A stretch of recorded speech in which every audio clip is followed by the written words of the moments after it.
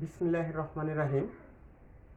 Welcome to online classes in Malkhanagor High School, Shirazdi Khan, Munshigঞ্জ. Dear students, how are you? I hope you are all well by the grace Almighty Allah. I am also well. Dear students, in last session we have discussed the rules of right forms of verb. Today I will show two exercises of right forms of verbs. How can we answer the exercise? Right forms of verb কোশ্চেনটি থাকবে প্রশ্নের 4 নং কোশ্চেনে। এখানে লেখা থাকবে complete the following text with right forms of verbs given in the box. You can use one verb more than once. So today I will show you board question Dinajpur board 2020। এই কোশ্চেনটা আছে রাইট ফর্ম অফ ভার্ব এর কাজ করতে গেলে আমি আগেই বলেছি তোমাদের পর্যাপ্ত পরিমাণে ভার্বের মিনিং জানা থাকতে হবে এবং রাখতে হবে। প্যাসেজটা কোন টেন্স আছে তাও তোমাদেরকে সাধারণভাবে অনুধাবন করতে হবে, উপলব্ধি করতে হবে।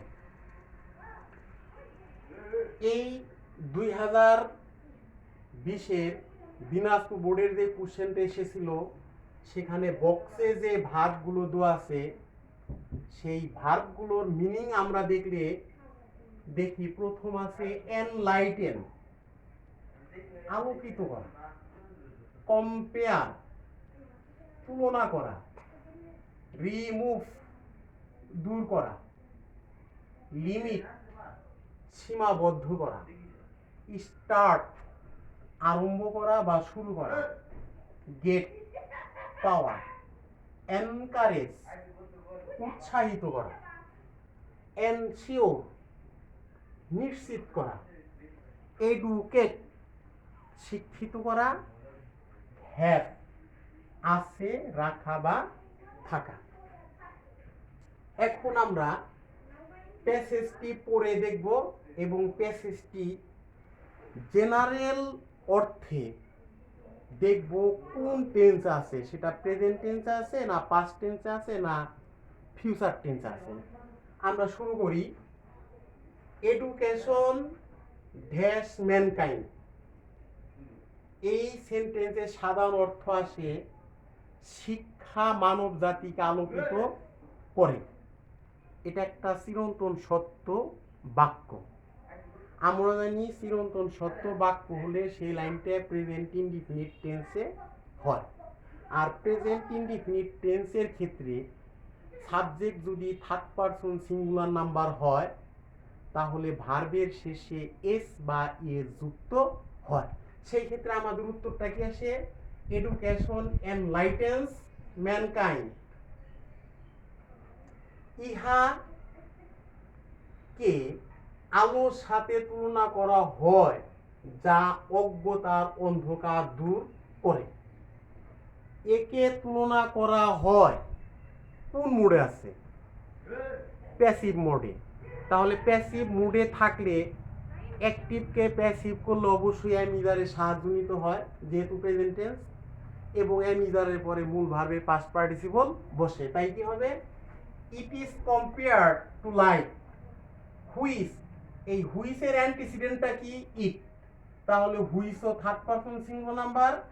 এখানে যে ভার্বটা বসবে এই ভার্বটাও হবে সিঙ্গুলার নাম্বারের ভার্ব, অর্থাৎ ভার্বের সাথে এস বাই এস থাকবে। অতএব which remove the darkness of ignorance.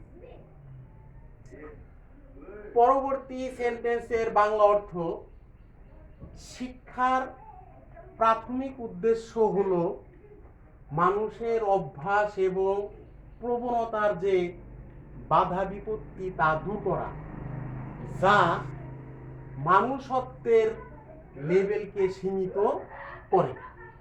এই লাইনটাও আছে কোন টেন্সে? প্রেজেন্ট ইনডিফিনিট টেন্সে। তাহলে আমরা কি লিখতে পারি? The purpose of education is the liberation of man from the restriction of habits and attitudes which limit his humanity. আমাদের দেশে সরকার খাদ্যের বিনিময়ে শিক্ষা প্রোগ্রাম শুরু করিয়াছে। আগে শুরু হয়েছে, এখনো চলতেছে। যে কাজ আগে শুরু হয়ে এখনো তার ফল বিদ্যমান, সেই লাইনটা হয় প্রেজেন্ট পারফেক্ট টেন্সে। প্রেজেন্ট পারফেক্ট টেন্সের গঠন কি? সাবজেক্ট প্লাস হ্যাভ বা হ্যাজ প্লাস মূল ভার্বের পাস্ট পার্টিসিপল। এখানে the government third person singular number হওয়ায় আমাদের অ্যান্সারটা আসবে, in our country the government has started food for education program so that every man can get proper education. আমরা জানি so that যুক্ত কমপ্লেক্স সেন্টেন্সের প্রথম অংশ যে টেন্সে থাকে, অর্থাৎ প্রথম অংশ প্রেজেন্ট টেন্স হলে পরের অংশ ক্যান প্লাস মূল ভার্বের প্রেজেন্ট ফর্ম হয়। তাই এখানে কি হলো? so that every man can get proper education. সরকার এ ধরনের প্রোগ্রাম নিয়ে আসে গরিব মানুষদের উৎসাহিত করার জন্য। উৎসাহিত করা ইংরেজি কি বলছি? এনকারেজ। আমরা জানি উইথ এ ভিউ টু এর পরে যে ভার্ব বসে সেই ভার্বের সাথে আইএনজি যুক্ত হয়। তাহলে কি হবে? The government has taken such a program with a view to encouraging the poor. আমরা আরো জানি ইন অর্ডার টু এর পরে সব সময় মূল ভার্বের প্রেজেন্ট ফর্ম বসে। তাহলে কি হবে? In order to ensure maximum benefit from education we must educate our children morally so that they can have love for humanity.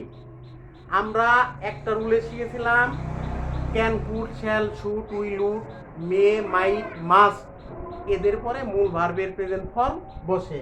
তাই এখানে মাস্টের পরে কি বসেছে? মাস্টের পরে বসেছে এডুকেট। অপরদিকে সো দ্যাট এর পরে প্রেজেন্ট টেন্সের ক্ষেত্রে সাবজেক্ট প্লাস মূল ক্যান প্লাস মূল ভার্বের প্রেজেন্ট ফর্ম বসে। আমি তাই এখানে কি বলছি?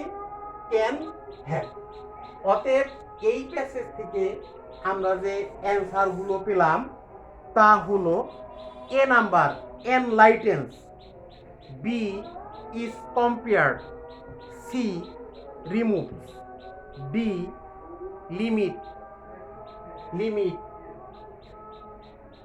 ই has started, F can get, G encouraging, H ensure, I educate এবং যে নাম্বার হলো can have. Now another question. এই কোশ্চেনটা চিটাগাং বোর্ড 2020-এর। এখানে আছে বক্সে কনসিডার, বিবেচনা করা, ব্রিড জন্ম দেওয়া, অ্যাক্ট কার্য সম্পাদন করা, ড্যামেজ ধ্বংস করা, রেজাল্ট ফলে পরিণত হওয়া, বিল নির্মাণ করা, রাইস লেভেল উঁচু করা, কম্পেয়ার তুলনা করা, ওভারকাম জয়ী হওয়া, এন্ডেভার অধিকতর প্রচেষ্টা করা বা আরো প্রচেষ্টা করা। এইবারও আমরা এই প্যাসেজের প্রথম লাইনটা পড়ে দেখি। Self control dash a great power. আত্মনিয়ন্ত্রণ হয় বা আত্মনিয়ন্ত্রণকে একটি বড় পাওয়ারের সাথে, ক্ষমতার সাথে তুলনা করা হয়। তুলনা করা হয় প্যাসিভ মুড। প্যাসিভ মুড হওয়ার কারণে এটা হবে কি, প্যাসিভ ভয়েসের নিয়মে self control is considered A great পাওয়ার। ইহা অন্য সকল গুণের জন্ম দেয়, প্রেজেন্ট ইনডিফিনিট টেন্স। ইট ব্রিডস অল আদার ভার্চুস। মানুষ সাধারণত কোনো কিছু অধিক পরিমাণে এবং তার প্রবৃত্তিকে যে কাজ করায় তা কঠিনভাবে করা। আমরা আরেকটা নিয়ম শিখেছি, নর্মালি, জেনারেলি, অকেশনালি, ডেইলি ইত্যাদির পরে ভার্বের প্রেজেন্ট ফর্ম বসে এবং subject third person singular number হলে ওই ভার্বের সাথে এস বাই এস যুক্ত হয়। এই সেন্টেন্সে যেহেতু জেনারেলি আছে, সেন্টেন্সটা হবে প্রেজেন্ট ইনডিফিনিট টেন্সের। তাই অ্যান্সার হবে man generally acts on impulses and strong desires. অতিরিক্ত আশা বা লোভ মন এবং হৃদয়ের বিশুদ্ধতাকে নষ্ট করে, যা মানব নেচারের অধঃপতন ঘটায়। এখানে লাইনটা আছে, vicious desire damage the purity of heart and mind. Sentence শেষ হয় নাই, সেন্টেন্সের বাকি অংশে আরেকটা ভার্বের ব্যবহার আছে। আমরা রুলে শিখেছিলাম এক সেন্টেন্সে একের অধিক ভার্ব থাকলে দ্বিতীয় ভার্বের সাথে আইএনজি যুক্ত হয়। তাই এখানে কি হবে, resulting in the degeneration of human nature. ইহা হয় আত্মনিয়ন্ত্রণ, ইট ইজ সেলফ কন্ট্রোল, যা একজন মানুষের বিশুদ্ধ চরিত্র গঠনে সাহায্য করে। That can help a man build up a pure character. এখানে উল্লেখ করা দরকার, বিল্ডের সাথে আমি কোনো আইএনজি যুক্ত করি নাই বা আগে টু দেই নাই, কারণ আমরা জানি হেল্প, হেয়ার, নো, বিফল ইত্যাদি ভার্বের পরে আরেকটি ভার্বের ব্যবহার হলে অ্যাক্টিভ ভয়েসে বিয়ার ইনফিনিটিভ হয়, অর্থাৎ ভার্বের আগে টু ডাউন উচ্চারিত থাকে। তাই বিল্ডের আগে কোনো টু ব্যবহার করা হয় নাই। Which is very essential to rise above the level of humanity. Nothing can be compared to self-control to overcome inhumanity. মানুষত্বহীনকে জয়ী করার জন্য আত্মনিয়ন্ত্রণের থেকে বড় কোনো গুণ নাই। ক্যানের পরে সাধারণত মূল ভার্বের প্রেজেন্ট ফর্ম বসে, তাই আমরা এখানে ব্যবহার করেছি এটা passive form. Nothing can be compared to be self-control to overcome inhumanity. তাই প্রত্যেক মানুষের আত্মনিয়ন্ত্রিত হওয়া উচিত। So everybody should endeavor for being self-control. Dear students, আজকের যে দুইটি কোশ্চেন আমরা কাজ করলাম, এগুলো তোমরা বোর্ড কোশ্চেন দিনাজপুর বোর্ড 2020 এবং চিটাগাং বোর্ড 2020-এর কোশ্চেন বাহির করে আবার চেষ্টা করবে। আমরা নেক্সট ক্লাসে আরেকটা টপিকস অর্থাৎ ন্যারেশন নিয়ে আলোচনা করব। সবাইকে ধন্যবাদ, সবাই ভালো থাকো, আল্লাহ হাফেজ।